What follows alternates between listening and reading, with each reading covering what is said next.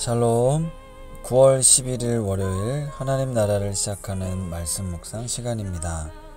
오늘은 이경호 권사님께서 열왕기상 4장 1절에서 19절까지 말씀을 읽어주시겠습니다. 하나님의 말씀을 경청하십시오.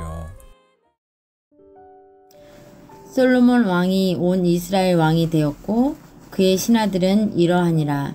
사독의 아들 아사리야는 제사장이요 시사의 아들 엘리호렉과 아이야는 서기관이요 아일롯의 아들 여호사밧은 사관이요 여호야다의 아들 브나야는 군사령관이요 사독과 아비아달은 제사장이요 나단의 아들 아사리야는 지방관장의 두령이요 나단의 아들 사붓은 제사장이니 왕의 벗이요 아이살은 국내 대신이요 압다의 아들 아도니람은 노동 감독관이더라. 솔로몬이 또 온 이스라엘에 12지방 관장을 두매 그 사람들이 왕과 왕실을 위하여 양식을 공급하되 각기 1년에 한 달씩 양식을 공급하였으니 그들의 이름은 이러하니라.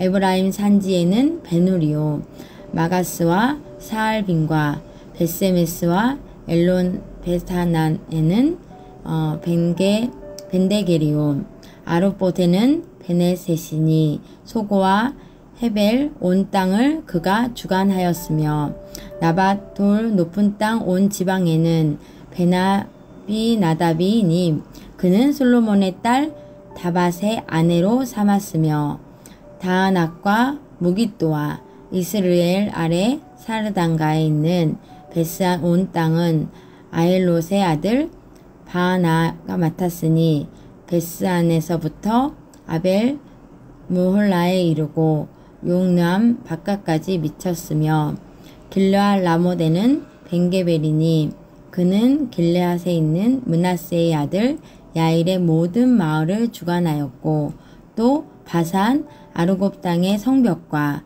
높이장 있는 60개의 큰 성읍을 주관하였으며 마하나임에는 이또의 아들 아히나답이요 납달리에는 아히마스이니 그는 솔로몬의 딸 바스맛의 아내로 삼았으며 아셀과 아론에는 후세의 아들 바하나요 이사갈에는 바루아의 아들 여호사밧이요 베냐민에는 엘라의 아들 스므이요 아모리 사람의 왕 시온과 바산 왕 옥의 나라 길르앗 땅에는 우리의 아들 게벨이니 그 땅에서는 그 한 사람만 지방 관장이 되었더라. 아멘.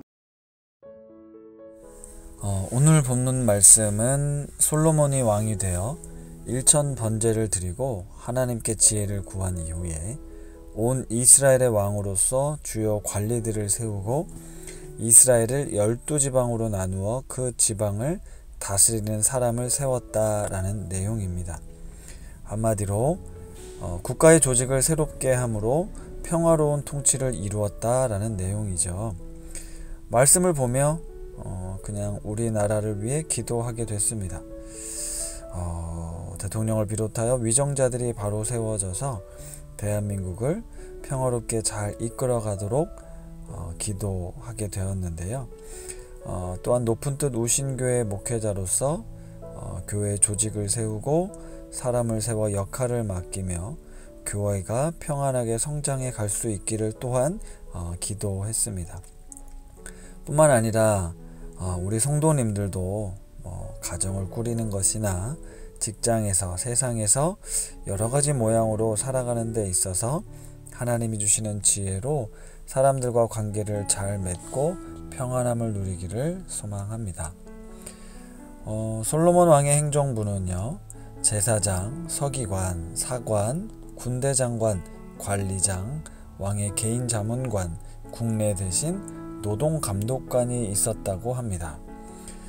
여기서 관리장은 7절부터 나오는 그 이스라엘의 12지역의 관리자들을 감독하는 사람이었고요. 국내 대신은 궁중살림을 관장하는 직임이었습니다. 그런데 특이한 점이 있었는데요.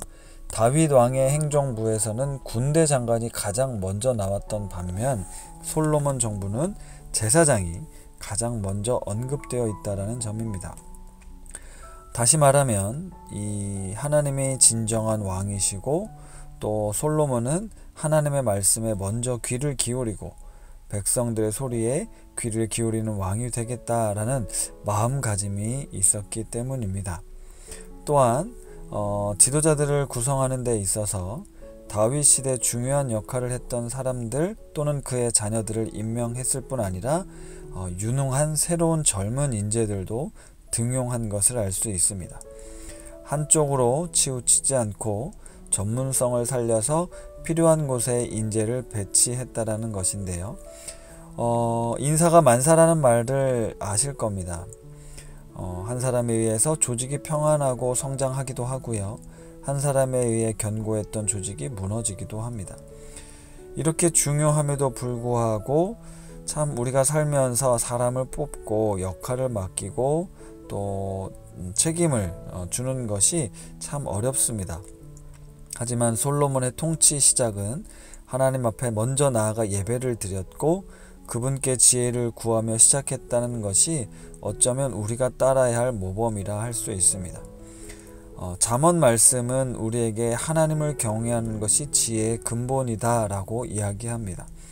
잠언 4장 6절에서 8절에 이런 말씀이 있는데요. 지혜를 버리지 말라. 그가 너를 보호하리라.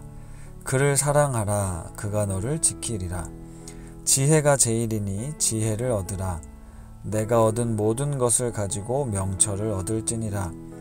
그를 높이라. 그리하면 그가 너를 높이 들리라. 만일 그를 품으면 그가 너를 영화롭게 하리라. 하나님을 경외하는 것을 지혜라고 본다면 예수님을 믿고 의지하는 것이 우리가 이 세상을 살아가는 지혜일 수 있습니다. 그리고 이 지혜는 우리를 보호하고 지키시며 지혜가 우리를 영화롭게 합니다. 솔로몬이 구한 지혜는 듣는 마음이었습니다. 하나님의 마음 그리고 사람들의 마음을 잘 듣고 분별할 수 있었는데요. 저도 그리고 우리 성도님들도 이 지혜를 구하고 주님이 주시는 지혜로 우리의 삶을 살아낼 수 있기를 바랍니다.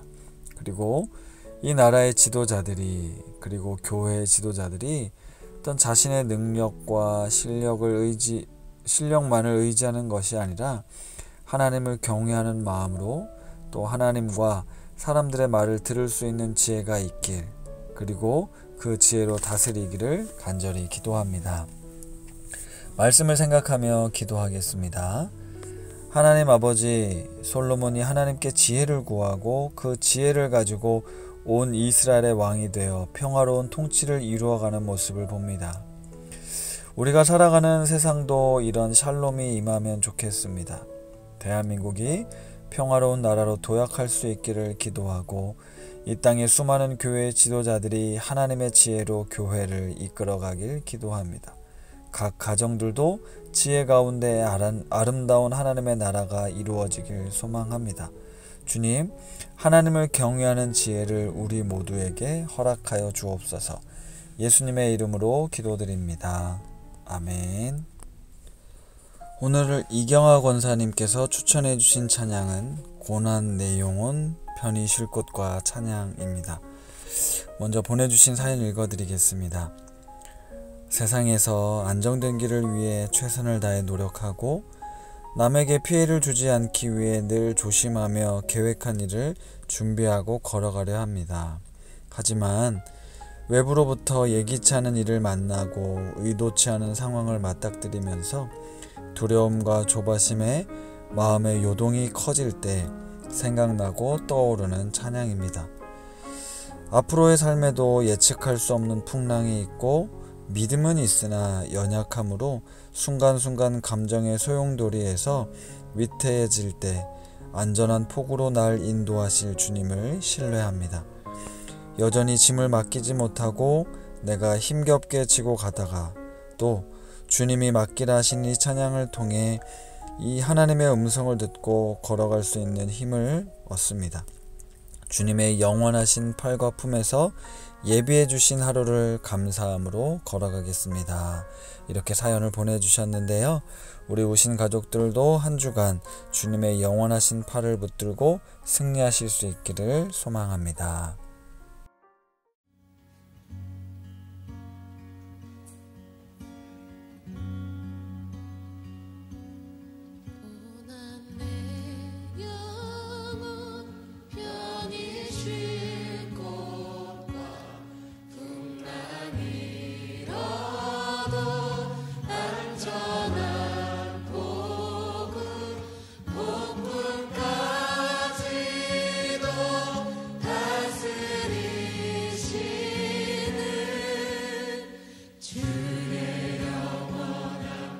주님 어떤 분인지 가사를 기억하며 고난 내 영혼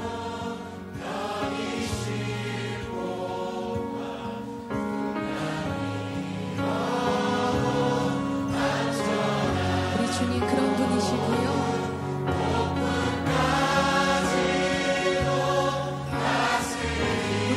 우리 주님 그런 분이시고요.